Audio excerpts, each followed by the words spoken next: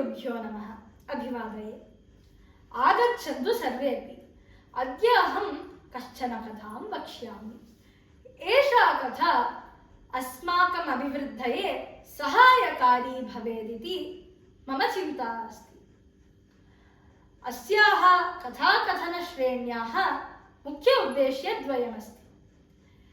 एकं च कथाकथनपूर्वकं संस्कृतभाषणकौशलस्य अभिवृद्धिः।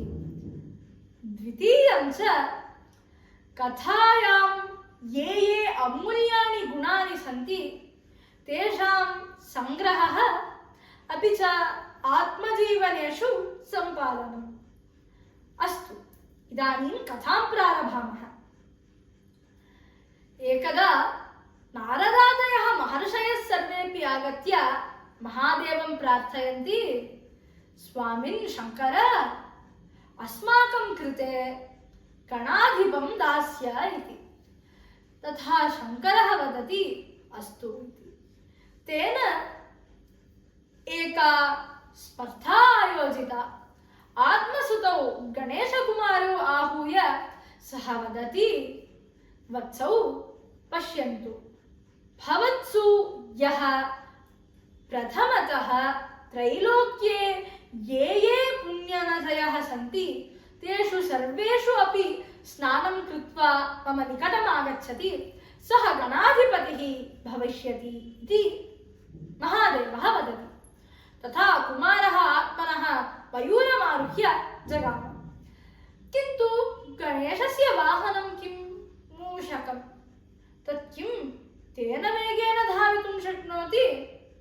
भवतु, गणेशस्तु स्थूलकायः, वामनः, लम्बोदरश्च, सः वा तद्वेगेन कथं धावति? तस्मात् गणेशः किञ्चित् आलोचनं करोति। सः महादेवस्य एव निकटं गत्वा तेन साकम् अन्यदुपायमस्ति वा इति चर्चां करिष्यति। पश्चाच्च सः नारायणमन्त्रजपं कुर्वन् जगतः पितरौ वन्दे पार्वती परमेश्वरौ इति मात्रे पार्वती मात्रे पित्रे महादेवाय च प्रदक्षिणं करोति। एतत् प्रभावेन यत्र यत्र कुमारः गतः आसीत् ननु तत्र तत्र तत्पूर्वमेव गणेशः गतः इति कुमारः पश्यति स्म। अरे रे, एषः अग्रजः अत्र कथम् आगतवान् इति सः चिन्तयति स्म। एवं सर्वत्र अपि स्कन्दस्य पूर्वं गणेशः एव गतः आसीत्। तस्मात् स्कन्दः महादेवस्य निकटम् आगत्य उक्तवान्, तात, मत्पूर्वम् अग्रजः एव सर्वत्र मज्जनं कृत्वा आगतवान् अस्ति, तस्मात् सः एव गणाधिपतिः भवेदिति स्कन्दः उक्तवान्। एवं गणेशस्य विजयं प्राप्तम्। अत्र पश्यामश्चेत् गणेशः प्रथमतः यदि कार्यम् आगतं तस्मिन् he did not jump into it directly. सः किं कृतवान् नाम, सः किञ्चित् 5 निमेषं यावत् आलोचनं कृतवान्।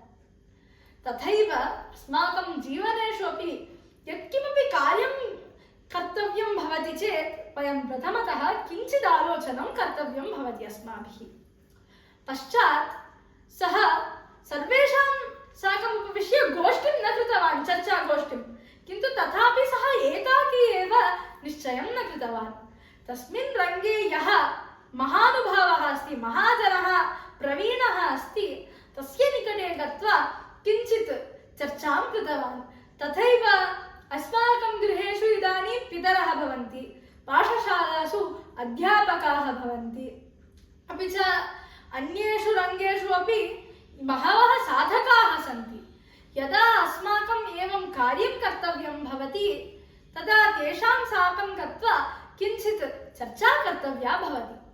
पश्चात् एव अस्माभिः निश्चयं स्वीकर्तव्यं भवति।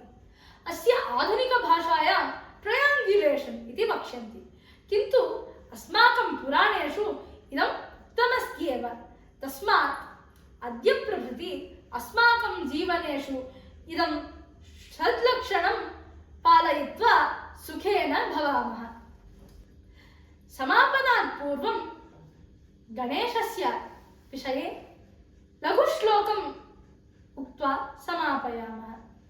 मूलाधारे गजास्यस्त्वं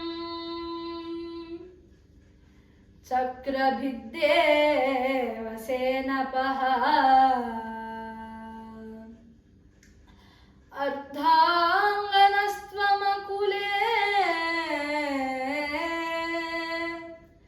सर्वगोऽसि गणाधिपः